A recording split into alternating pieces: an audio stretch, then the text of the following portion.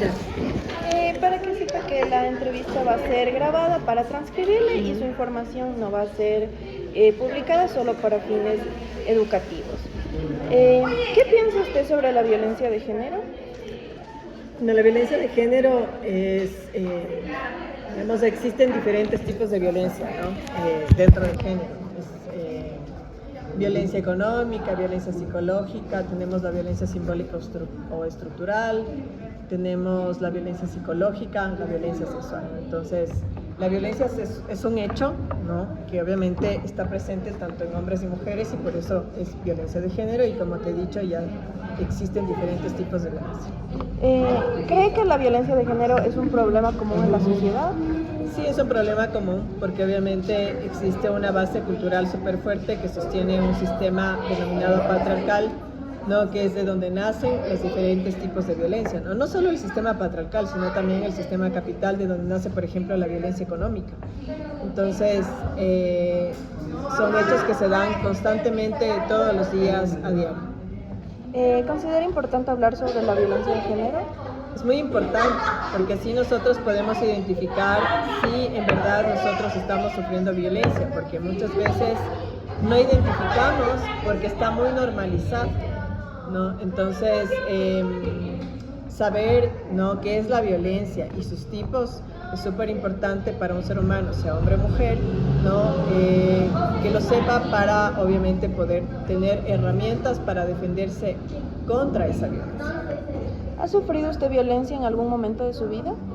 Sí, ¿no? Cuando comencé a ser profesional, siendo mujer, obviamente alguna vez siendo jefa, ¿no?, de área, tuve que masculinizarme, que eso es un tipo de violencia, para mí es un tipo de violencia, ¿no? Estructural, porque tú tienes como jefe muchas veces que tomar actitudes varoniles o de hombre que no me parece que sean, que no me parece a mí realmente que una mujer tenga que pasarlo. Pero lo tiene que pasar precisamente porque si no se masculiniza, si no tiene actitudes de hombre, que generalmente son los jefes, no tienes una voz de mando, ¿no? Y eso sucede constantemente cuando uno es una mujer profesional. En los círculos afectivos o familiares, ¿qué discursos o conductas machistas notas que siguen estando normalizadas y cuáles sientes que están empezando a cuestionar? Bueno, es que en la familia siempre está presente el sistema patriarcal en todos sus discursos, ¿no? Por ejemplo, nosotros tenemos como mujeres todo el rol del cuidado, ¿no? El hombre, por ejemplo, tiene todo el rol del sostenimiento. Sigue existiendo, obviamente, los discursos que reproducen el sistema patriarcal constantemente, ¿no? Que no solo hacen mal a la mujer, sino también al hombre. Al hombre le dicen que tiene que ser el sostén de la casa, que no tiene que mostrar, por ejemplo, sentimientos. La mujer está en todo el cuidado, es decir, en la casa, en los hijos, en el marido. Si, por ejemplo, es profesional, tiene doble trabajo, ¿no? Y claro, digamos que el feminismo, de hecho, a las nuevas generaciones les ha hecho replantearse estos discursos que son normalizados ya, ¿no? Entonces están como sentido común operando en nuestras vidas. Nos ha hecho cuestionarnos, pero realmente como desestabilizar al sistema patriarcal todavía no. Entonces falta mucho para eso.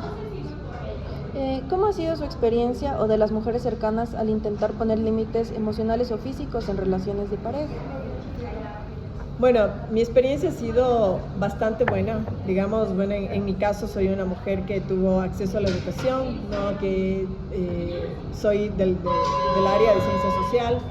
Entonces, claro, por ejemplo, tengo 2 maestrías, una de ellas es en estudios de la cultura, convención de comunicación, pero yo tuve diferentes líneas, o sea, género, literatura, políticas culturales, audiovisual, comunicación, que era mi caso.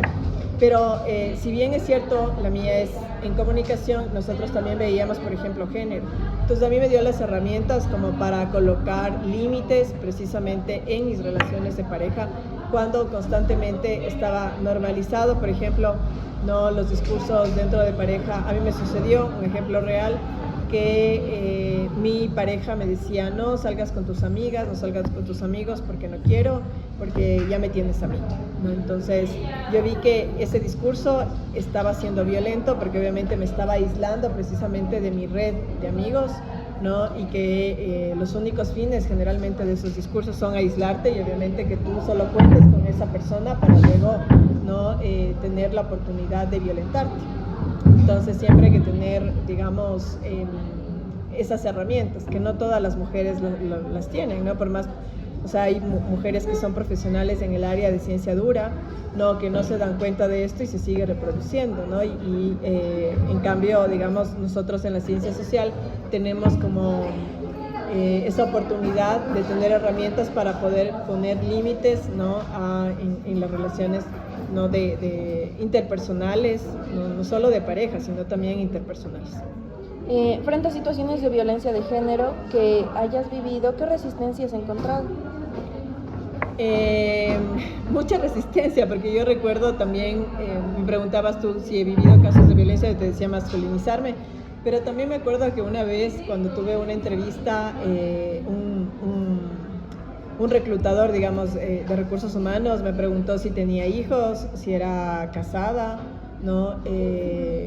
Primero si era casada, luego si tenía hijos. Entonces yo le dije, yo soy soltera, y rápido soltó una frase como eres perfecta para el cargo, porque por supuesto las mujeres, si es que trabajamos, ¿no? Y si tenemos hijos, y si tenemos un hogar, ¿no? Entonces obviamente vamos a pedir muchos permisos, ese es el prejuicio que se tiene, ¿no? Entonces, por ejemplo, ahí, ¿no? Responderte esta pregunta con ese ejemplo. Bueno, creo que esta pregunta ya está respondida, pero ¿en qué entorno has sufrido o has visto la violencia de género? Creo que diariamente, ¿no? Yo comencé aquí en la Universidad Central dando clases en el 2019 en la Facultad de Ingeniería Química.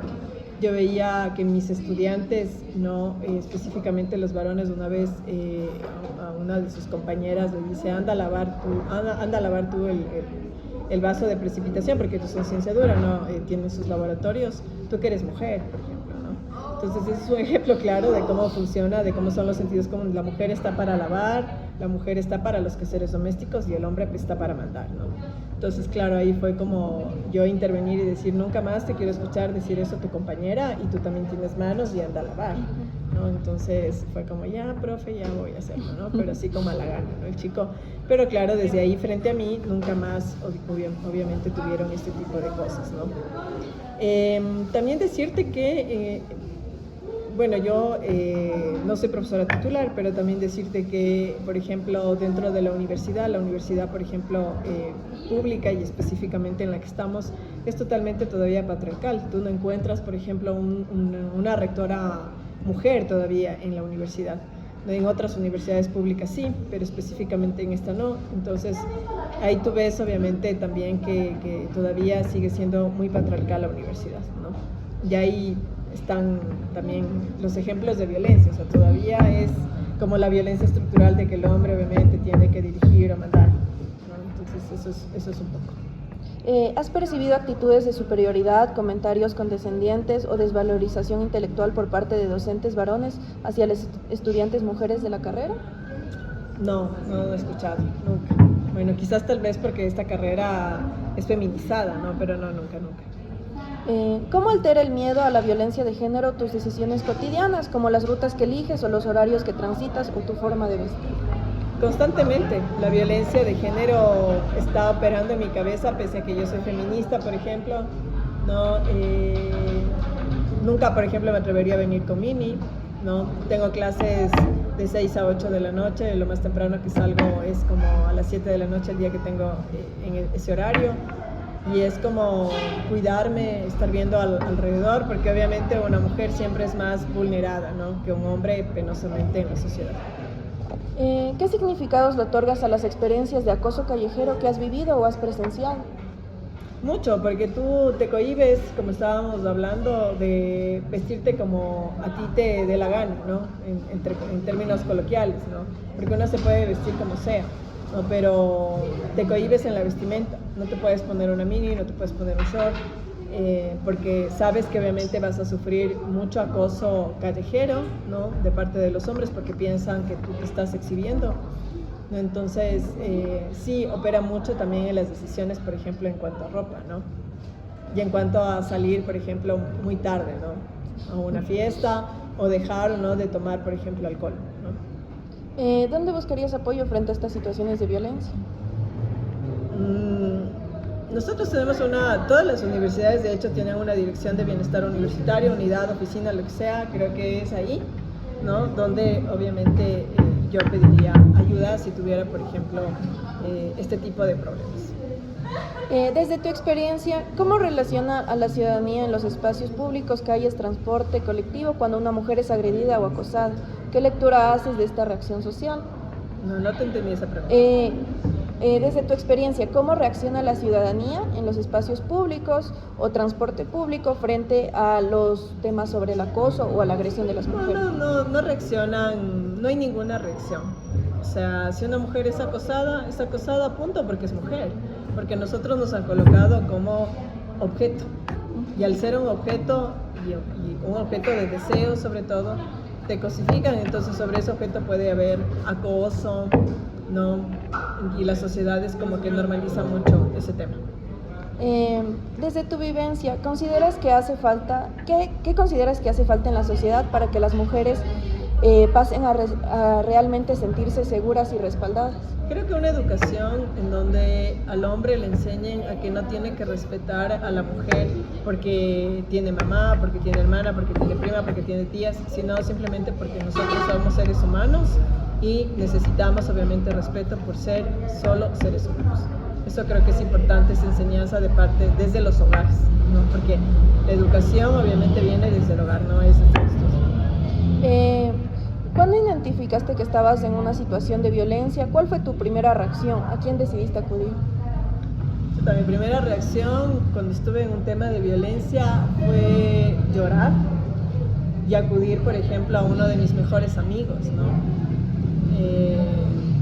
Eso recuerdo cuando tuve así como la primera cuestión de violencia, que yo me sentí violentada, ¿no? Que yo sentí como eso. ¿En el aspecto económico te has sentido violentada de alguna manera por el hecho de ser mujer? Nunca, porque obviamente yo tuve acceso a la educación y siempre tuve trabajo, pero sí, digamos, cuando no tenía trabajo dentro de mi familia era como, ay no, me siento menos porque no tengo dinero, ¿no? Porque si una mujer es como doblemente vulnerada cuando no tiene economía, pero en general no, pero sí tenía esa sensación cuando, por ejemplo, dejaba de trabajar un tiempo, ¿no? Entonces, esa sensación. Para finalizar, ¿cómo se siente después de compartir esta experiencia? Bien, me encanta que ustedes estén obviamente hablando sobre género, que es obviamente un tema transversal dentro de su carrera, y me agrada muchísimo poder conversar de este tema que es parte de mi línea de investigación. Muchísimas gracias, profe. De nada, chicas.